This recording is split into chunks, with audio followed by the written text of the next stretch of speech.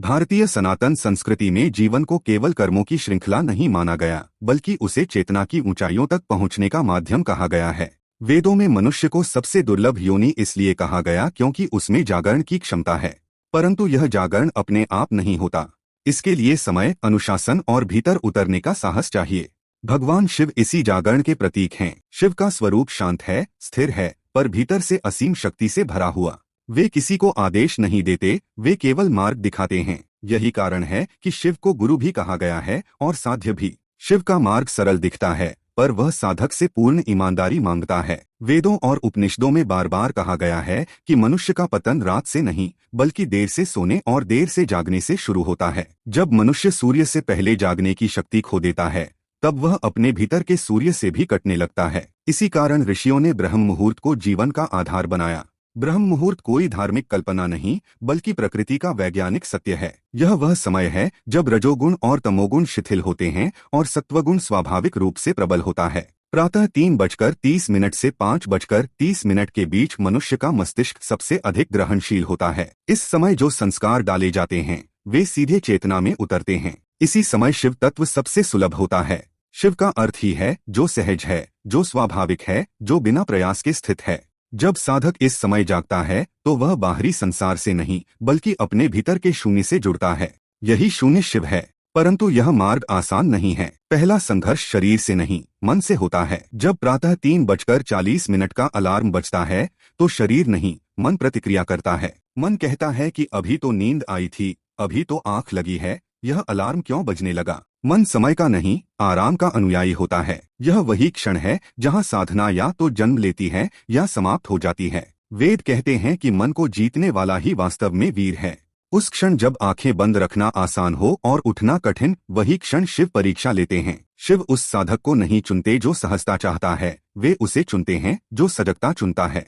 जब साधक स्वयं को उठाने का निर्णय लेता है, तब कोई उत्साह नहीं होता। शरीर भारी होता है, आंखें बोझिल होती हैं और विचार अस्पष्ट। पर यही तपस्या है। शिव तपस्या के देव हैं, सुविधा के नहीं। जैसे हिमालय में बर्फ के बीच बैठा योगी, वैसे ही साधक अपने आलस्य के बीच खड़ा होता है। धीरे धीरे जब वह उठकर जल से मुख धोता है, तब शरीर नहीं, चेतना जागती है। जल स्पर्श करता है तो भीतर की जड़ता टूटने लगती है। शास्त्रों में जल को चेतना का वाहक कहा गया है। इस समय किया गया जल स्पर्श केवल शारीरिक नहीं, आध्यात्मिक स्नान होता है। इसके बाद साधक बैठता है। कोई विशेष मुद्रा आवश्यक नहीं। शिव स्वयं औघड़ हैं, उन्हें दिखावा नहीं चाहिए। बैठते ही मन फिर भटकता है। कभी बीते कल की स्मृति आती है, कभी आने वाले दिन की चिंता। यही मन का स्वभाव है। पर साधक संघर्ष नहीं करता, वह केवल देखता है। उपनिषद कहते हैं, दृष्टा बनो, भोक्ता मत बनो। जब साधक केवल देखता है तो विचार स्वयं शांत होने लगते हैं। सांस भीतर जाती है, बाहर आती है। यही प्राण की लय है। शिव इसी लय में स्थित हैं। जब साधक इस लय से जुड़ता है तो वह शिव से जुड़ता है। पहले कुछ दिन कोई विशेष अनुभूति नहीं होती। साधक को लगता है कि वह केवल समय बर्बाद कर रहा है। यही वह बिंदु है जहां अधिकांश लोग मार्ग छोड़ देते हैं। पर वेद कहते हैं कि जो दिखाई नहीं देता, वही सबसे गहरा परिवर्तन कर रहा होता है। धीरे धीरे दिन के समय साधक अनुभव करता है कि उसकी प्रतिक्रियाएं कम हो रही हैं। क्रोध पहले जैसा नहीं रहा, भय उतना तीव्र नहीं रहा। यह कोई चमत्कार नहीं, यह सत्वगुण का जागरण है। जब मन शुद्ध समय में जागता है तो वह अशुद्ध विचारों को स्वयं त्यागने लगता है। यह प्रक्रिया 21 दिनों में चेतना में स्थिर हो जाती है। 21 का अंक सनातन में विशेष है, क्योंकि यही समय है संस्कार बदलने का। वेद इसे पुनर्जन्म कहते हैं, शरीर का नहीं, दृष्टि का पुनर्जन्म। यहाँ शिव केवल प्रतीक नहीं रहते, वे अनुभव बन जाते हैं। साधक समझ जाता है कि शिव बाहर नहीं थे, वे तो भीतर सोए हुए थे। और ब्रह्म मुहूर्त का जागरण उस नींद से उठने का आह्वान था। जब साधक निरंतर कुछ दिनों तक ब्रह्म मुहूर्त में जागने लगता है, तब समय उसके लिए केवल घड़ी की सुइयों का खेल नहीं रहता। समय उसके भीतर उतरने लगता है। पहले जहां सुबह जल्दी उठना एक बोझ लगता था, वहीं अब वह एक मौन आमंत्रण बन जाता है। शरीर अब भी भारी होता है, पर मन उतना विरोध नहीं करता। यह संकेत है कि चेतना में पहला परिवर्तन घट चुका है। लगभग 5वें या 6ठे दिन साधक अनुभव करता है कि अलार्म बजने से पहले ही नींद हल्की हो जाती है। जैसे शरीर ने यह स्वीकार कर लिया हो कि अब जागना ही उसका नया स्वभाव है। शास्त्र कहते हैं कि अभ्यास से प्रकृति भी साधक का साथ देने लगती है। यही कारण है कि ऋषियों ने निरंतरता पर इतना बल दिया।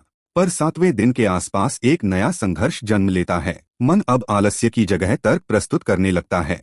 वह कहता है कि आज तो शरीर थका है, आज तो नींद पूरी कर लेनी चाहिए, कल फिर शुरू करेंगे। यह तर्क अत्यंत सूक्ष्म होता है क्योंकि यह उचित प्रतीत होता है, पर यही साधक की वास्तविक परीक्षा होती है। वेदों में कहा गया है कि मन जब तर्क करने लगे तब समझ लेना चाहिए कि साधना सही दिशा में जा रही है, क्योंकि मन वही छोड़ता है जो उसे कमजोर करता है, और ब्रह्म मुहूर्त का जागरण मन के सबसे बड़े हथियार आलस्य को निष्क्रिय कर देता है। 10वें दिन के बाद साधक अनुभव करता है कि दिन के समय उसकी ऊर्जा बिखर नहीं रही।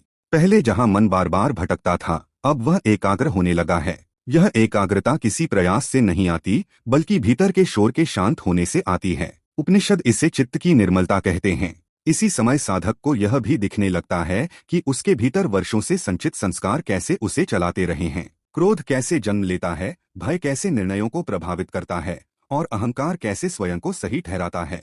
यह देख पाना ही साधना का बड़ा फल है, क्योंकि जो दिखने लगता है वह धीरे धीरे ढीला पड़ने लगता है।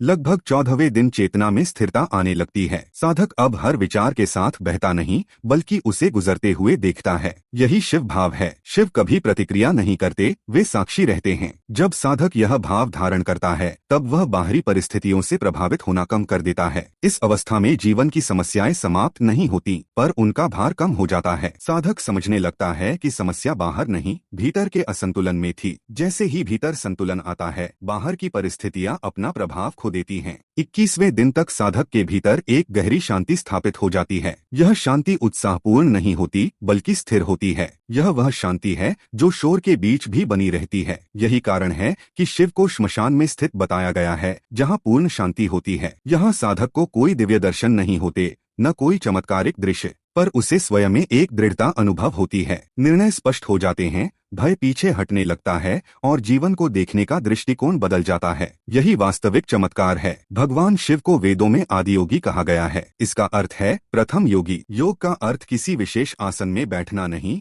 बल्कि जीवन को संतुलन में जीना है। शिव इसी संतुलन का प्रतीक हैं। वे न अति भोग में हैं, न अति त्याग में, वे मध्य में स्थित हैं। आधुनिक मनुष्य का सबसे बड़ा संकट यही है कि वह संतुलन खो चुका है। वह या तो अत्यधिक भोग में डूबा है या निरंतर तनाव में। ब्रह्म मुहूर्त की साधना इस असंतुलन को मूल से ठीक करती है, क्योंकि यह मनुष्य को प्रकृति की लय में वापस ले आती है। वेद कहते हैं कि सूर्य केवल बाहर का प्रकाश नहीं है, वह भीतर की चेतना का प्रतीक भी है। जो व्यक्ति सूर्य से पहले जागता है, वह अपने भीतर के सूर्य को भी जागृत करता है। इसी कारण प्राचीन काल में गुरुकुलों में विद्यार्थियों को ब्रह्म मुहूर्त में उठाया जाता था। आज का मनुष्य देर रात तक स्क्रीन में उलझा रहता है और सुबह थकान में जागता है। इस कारण उसका जीवन प्रतिक्रियाओं में बीतता है। शिव मार्ग इस प्रवृत्ति को उलट देता है। जब दिन की शुरुआत मौन, जागरूकता और अनुशासन से होती है, तब दिन भर का प्रवाह बदल जाता है। शिव किसी को कुछ थोपते नहीं, वे केवल यह दिखाते हैं कि यदि मनुष्य स्वयं पर विजय पाले तो संसार स्वतः सरल हो जाता है। ब्रह्म मुहूर्त में जागना इसी विजय का पहला कदम है। यह बाहर से छोटा लगता है, पर भीतर से क्रांतिकारी है। जो साधक इस मार्ग पर चलता है,